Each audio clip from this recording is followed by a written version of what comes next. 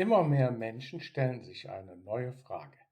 Brauche ich künftig mehr als nur einen Wohnsitz, vielleicht sogar eine zweite Staatsbürgerschaft? Oft hört man, eine zweite Staatsbürgerschaft könne das eigene Vermögen vor Inflation schützen. Doch stimmt das wirklich? Die kurze Antwort lautet nein. Nicht automatisch. Denn Inflation hängt nicht von einem Pass ab. Sie hängt von der Währung, der Geldpolitik und der wirtschaftlichen Entwicklung eines Landes ab. Panama nimmt dabei eine besondere Stellung ein. Das Land verwendet seit vielen Jahren den US-Dollar als gesetzliches Zahlungsmittel neben dem panamaischen Balboa, der nur als Münzwährung existiert. Dadurch entfallen Wechselkursrisiken gegenüber dem Dollar. Das bedeutet jedoch nicht, dass Menschen in Panama vollständig vor Inflation geschützt sind. Auch eine dollarisierte Wirtschaft kennt Preissteigerungen. Sie entwickelt sich lediglich anders als Länder mit einer eigenen stark schwankenden Währung. Ein weiterer wichtiger Punkt betrifft den Aufenthalt. Viele sprechen über das sogenannte Friendly Nations Visa.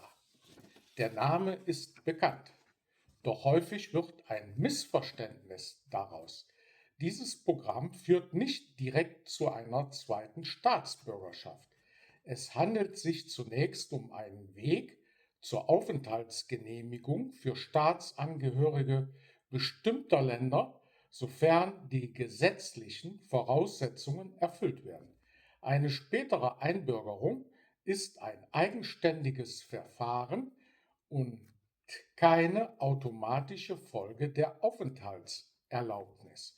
Warum interessieren sich trotzdem viele Menschen für Panama? Ein Grund ist die wirtschaftliche Stabilität.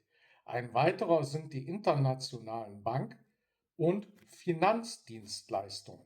Hinzu kommen Immobilien, die für manche Anleger Bestandteil einer langfristigen Vermögensstrategie sein können.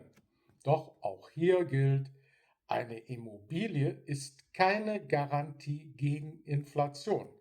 Ihr Wert kann steigen, er kann aber auch stagnieren oder sinken. Deshalb sollte niemand eine Kaufentscheidung ausschließlich mit dem Wunsch nach Inflationsschutz begründen. Für viele Auswanderer besteht der größte Vorteil Panamas in einer Kombination verschiedener Faktoren. Eine stabile Währung, klare Aufenthaltsmöglichkeiten, internationale Infrastruktur und die Chance, Vermögen geografisch breiter aufzustellen. Nicht als Garantie, sondern als Teil einer langfristigen Strategie. Mein Fazit lautet deshalb: Wer über Panama nachdenkt, sollte nicht zuerst an einen zweiten Pass denken, sondern an die Frage, passt dieses Land langfristig zu meinem Leben, meinen Finanzen und meinen persönlichen Zielen? Denn ein guter Plan schützt Vermögen meist besser als jeder einzelne Reisepass. Mich interessiert deine Meinung.